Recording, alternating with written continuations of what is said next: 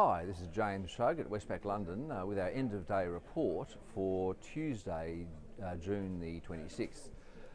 Well, what a 24 hours it's been. I may as well just run through the events, some of which did happen yesterday, just around the time we were doing this report. So in the past 24 hours we've had Cyprus become the fifth of the 17 Euro member states to seek bailout assistance, following Greece, Ireland, Portugal, Spain, who formally put in their request for assistance for their banking sector yesterday, and then Cyprus, also looking just for assistance for their banks. We had Moody's slash the ratings, some by I think 4 notches of many Spanish banks, basically citing their problem loan books related to the housing market there, and the decreasing ability of the sovereign to support the banks if needed.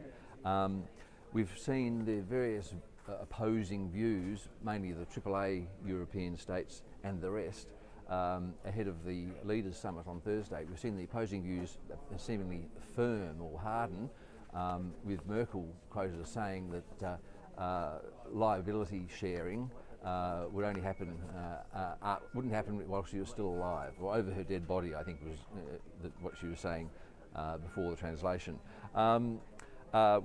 Also, the agenda for that summit has been softened by Brussels. Basically, it looks like they're trying to achieve less. Probably we'll end up with a commitment to try and achieve some progress rather than actually any progress being achieved this week. I mean, that's what it's all about, lowering expectations so that what is delivered perhaps is modestly positive. We had the Bank of England governor say that he was very pessimistic that Europe's debt crisis can indeed be resolved. On the data front, in the US, we saw consumer confidence fall for the 4th month running. That's pretty rare. It's only happened, I think, 4 times so far this century, and on 3 of those occasions, in the lead up to the 2001 recession, the faltering recovery in 2002, 2003, and then the 2008 recession, those events were all preceded by at least 4 declines in the Consumer Confidence Index, and only on one occasion in 2004, when we had 4 monthly declines, was there no particular imminent downturn in the economy subsequent to that. So it doesn't always point to trouble ahead, but it usually does. The Richmond Fed's factory index, it fell from 4 to -3, its first negative reading since last year, and actually mirroring the peak and then slump that it showed in early 2010 and early 2011. So this is the 3rd time now that we've seen a surge in that factory index from the Richmond area, 3rd year in a row that it's picked up and then fallen away, mirroring what's basically happening with the US economy. The early part of the year, everyone gets upbeat except Westpac, and then that optimism soon turns to pessimism on the economy. They are the main numbers there. Oh, in the UK, we had figures on the latest budget deficit figures, worse than expected. We did have in the US house prices. They picked up 0.7% in the April reading from S&P Case-Shiller, and with the March figures revised up to a 0.7 gain as well. That's the strongest back-to-back monthly rise that we've seen since 2009. Prices for house prices are still falling on an annual basis, but at the slowest pace since 2010. The annual pace of decline is now just minus 1.9%.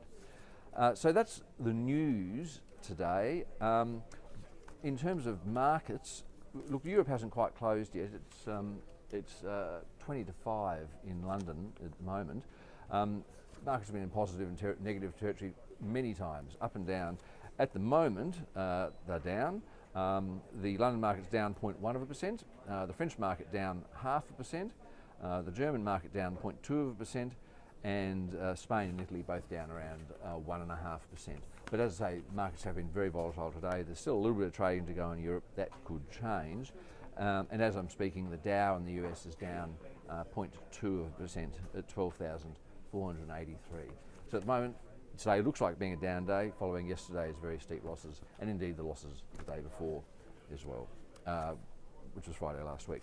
In terms of bond markets too, the Spanish 10-year bond yield is back up to 6.8%, so it was down pretty much a percentage point from its high late last week, well above 7%, to earlier this week. Now it's on the rise again as these European concerns deepen.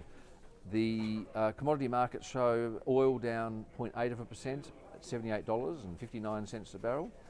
Copper's down 0.5%, and gold's down 1.1%. That's at $1,571 an ounce. And the Aussie dollar, it's actually it's been trading in a pretty tight range. It was just below parity yesterday afternoon, London time. It's at 1.003 against the US dollar at the moment. Okay, that's it. More bad news out of Europe, and on balance, bad news out of the US economy as well today. Okay, back tomorrow.